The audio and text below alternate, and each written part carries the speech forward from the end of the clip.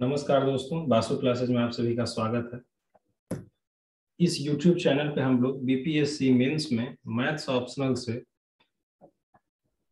पिछले 5 सालों में जो भी सवाल पूछे गए हैं उनका हम लोग सॉल्यूशन और डिस्कशन देखते हैं।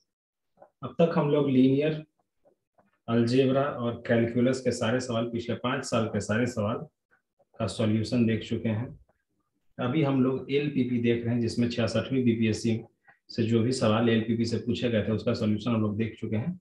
आज हम लोग 65वीं बीपीएससी में जो भी एलपीपी से सवाल पूछे गए हैं उसको देखेंगे। ठीक है, तो जो सवाल पूछा गया है उसमें है कि एक एलपीपी दिया हुआ है, उसमें मिनिमाइज करना है इस वाले ऑब्जेक्टिव फंक्शन को 5x + 10y। कुछ कॉन्स्टेंट्स हैं, 3 कॉन्स्टेंट्स हैं। ठीक है, जैसा कि हम लोग जानते हैं ग्राफिकल मेथड में सबसे पहले हम लोग फिजिबल सॉल्यूशन का जो रीजन है वो निकालते हैं। उसके लिए सबसे पहले हम लोग जो भी इनइक्वालिटी है उनको इक्वेशन के फॉर्म में लिखते हैं। जैसे x + 2y ≤ 120 है तो इसको x + 2y = 120, वैसे ही x + y = 60, x - 2y = 0। ये अपना पहला इक्वेशन है, ये दूसरा और ये तीसरा। अब तीनों का पहले आपस में जो इंटरसेक्शन पॉइंट ऑफ इंटरसेक्शन है वो निकाल लेंगे। पहला और दूसरा जो लाइन है वो 60 0 पे इंटरसेक्ट करता है, यहाँ से देख सकते हैं। पहला और तीसरा जो लाइन है वो 60, x = 60, y = 30 पे इंटरसेक्ट करता है। और दूसरा और तीसरा जो लाइन है 40 और 40-20 पॉइंट पे इंटरसेक्ट करता है। ठीक है, इस तरह से ये पहला लाइन है जो हम लोगों ने ड्रॉ किया है। इधर x एक्सिस है, इधर y एक्सिस। ठीक है, ये दूसरा लाइन है और ये है तीसरा। ठीक है, अब लाइन तो हम लोगों ने ड्रॉ कर लिया, हम लोग को रीजन देखना है कि फिजिबल रीजन क्या है अपना। ठीक है, तो पहला ये इनइक्वालिटी है। पहला इनइक्वालिटी को देख लीजिए, ये पहला इक्वेशन है। अब इसमें हमें चेक करना है, अब ये लाइन है, पहला वाला जो इनइक्वालिटी है या तो लाइन के उस तरफ वाले रीजन को दिखा रहा है या फिर इस तरफ वाले को। किस तरफ वाले को दिखा रहा है वो इस तरफ पता चलेगा। इसमें सबसे पहले हम लोग चेक कर लेंगे क्या 0 0, इस ये वाला जो इनइक्वालिटी है, इस इनइक्वालिटी से जो रीजन बनता है उसमें क्या 0 0 है तो 0 0 डाल लेते हैं। x की जगह पे भी 0, y की जगह पे भी 0, 0 + 0 <= 120। सही है, 0 120 से छोटा है। इसका मतलब कि ये वाला जो इनइक्वालिटी, पहला नंबर का जो इनइक्वालिटी है जो बनाता है रीजन, उसमें 0 0 होगा, यानी 0 0 इधर है, यानी इस लाइन के इस तरफ वाला रीजन, इस तरफ वाला रीजन हम लोग अभी कंसीडर करेंगे।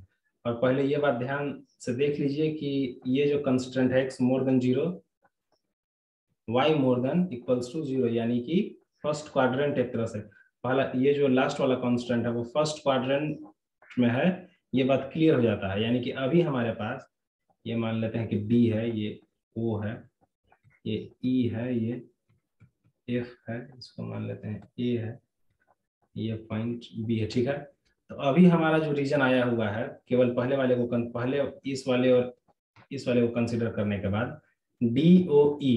ठीक है, अब दूसरा वाला इनइक्वालिटी है, इसको देख लेते हैं ये किस रीजन के बारे में बात कर रहा है। दूसरा वाला लाइन ये है। ठीक है, अब इस लाइन के या तो इस तरफ या फिर इस तरफ वाले रीजन के बारे में ये बोल रहा है। चेक कर लेते हैं 0 0 क्या इसमें होगा, इस रीजन में x = 0, y = 0, <= 60।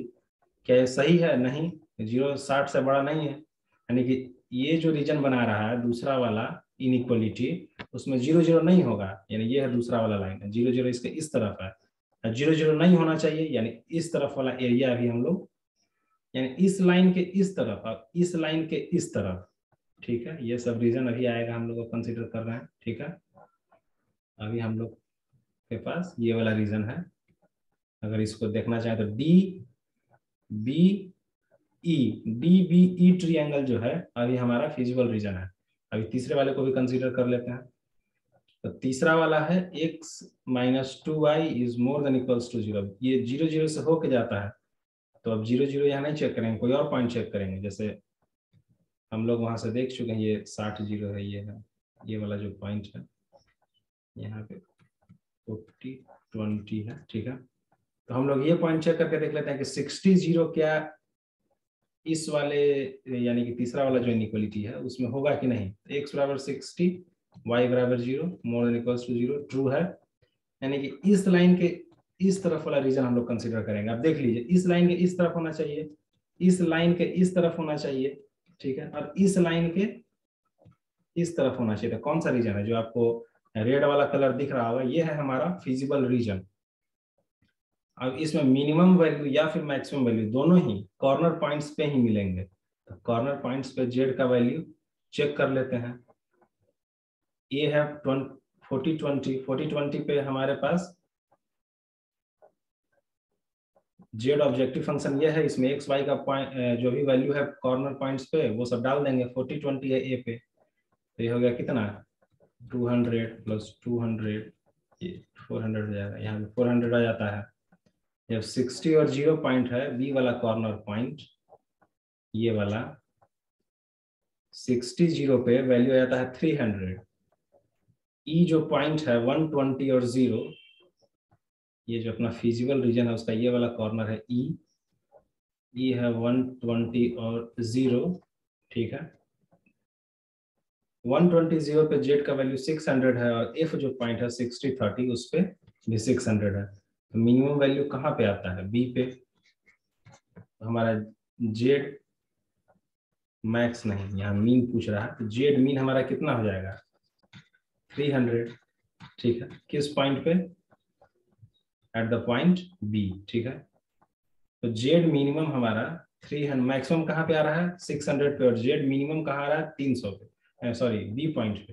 क्वेश्चन में क्या पूछा है कि जेड मिनिमम बताना, मिनिमाइज करना ऑब्जेक्टिव फंक्शन को। तो सीधे सीधे हम लोग लिख सकते हैं कि हमारा जो जेड मिनिमम है, so the Z min is equals to 300 at point B, कौन सा पॉइंट है 60 0। इस तरह से ये हो गया अपना सॉल्यूशन। आज के लिए इतना ही दोस्तों, फिर मिलेंगे 64वीं 63वीं और 60वीं 62वीं के क्वेश्चंस को लेके।